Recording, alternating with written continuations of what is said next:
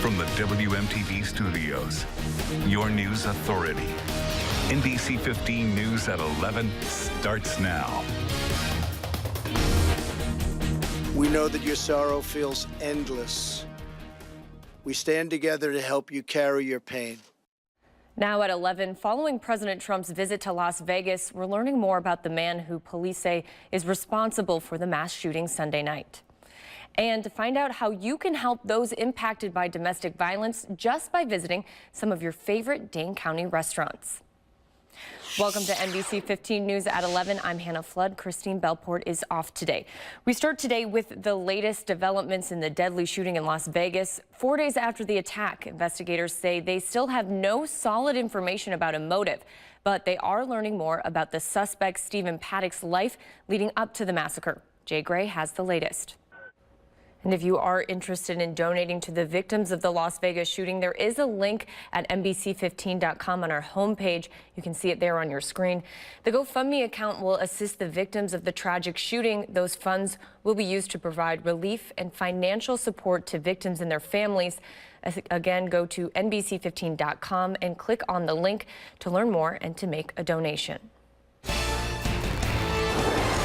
Well, after a beautiful start to the week, it looks like we may be seeing some cooler temperatures move in along with some possible rain. Chief Meteorologist Charlie Chartino joins us now to break down what we can expect the next few days heading into the weekend. All right. Thank you, Charlie. In our Crime Tracker 15 report, Fitchburg police are looking for a man they say tried to rob a grocery store at knife point early this morning. It happened around 2 at the Hy-Vee on Fitch-Rona Road.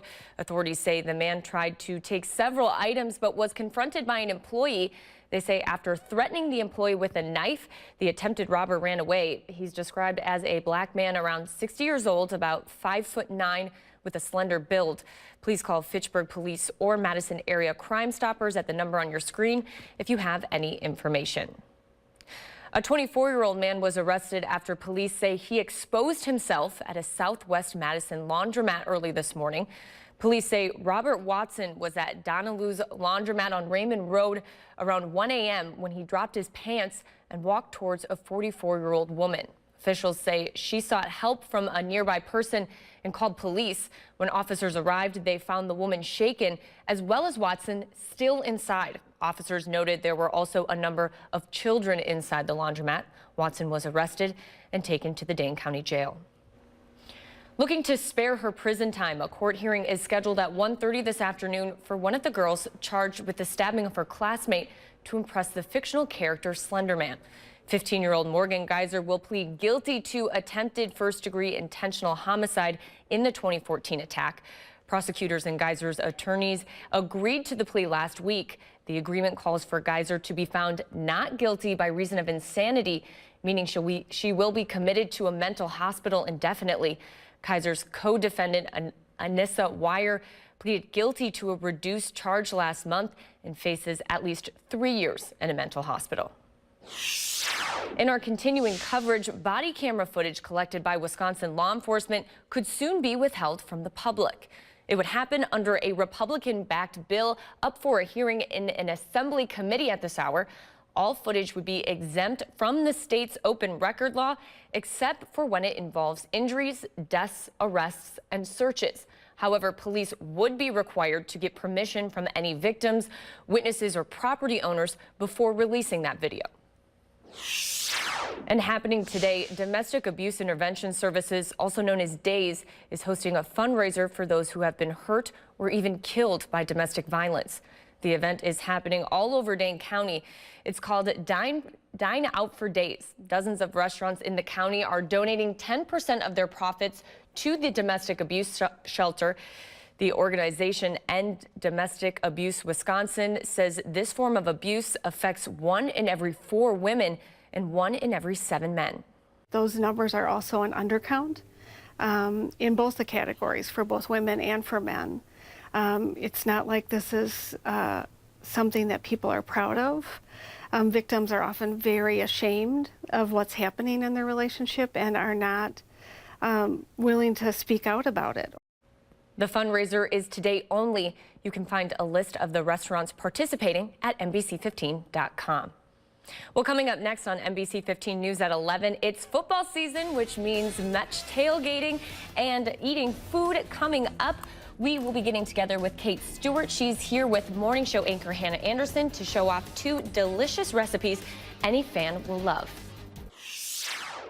We do have breaking news out of Washington. Just about 10 minutes ago, the House passed a $4.1 trillion budget blueprint in a key step for tax overhaul efforts later this year. Stay with NBC15 News throughout the day and NBC15.com for latest updates on this developing story. New warnings out today about how technology being added to our cars can create more and more distractions. It's estimated 1 in 3 adults now has advanced technology in their vehicle. Researchers at AAA found people taking their eyes off the road for 40 seconds at a time while using it. NBC's Tom Costello has more. That was Tom Costello reporting. Some automakers require vehicles to be stopped in order to type in a navigation or complicated demand. But AAA says 40% of the cars it tested allowed drivers to type in those commands while on the road. Automakers emphasize that technology is meant to help keep drivers' eyes on the road and not on their phones. Former Badger women's hockey forward Megan Dugan is hoping to make it to South Korea next year for her 3rd Olympic Games. The Massachusetts native has already taken home 2 silver medals, one as captain from the 2014 Sochi Games, the other from the 2010 Vancouver Games. She says being captain is the greatest honor in the world.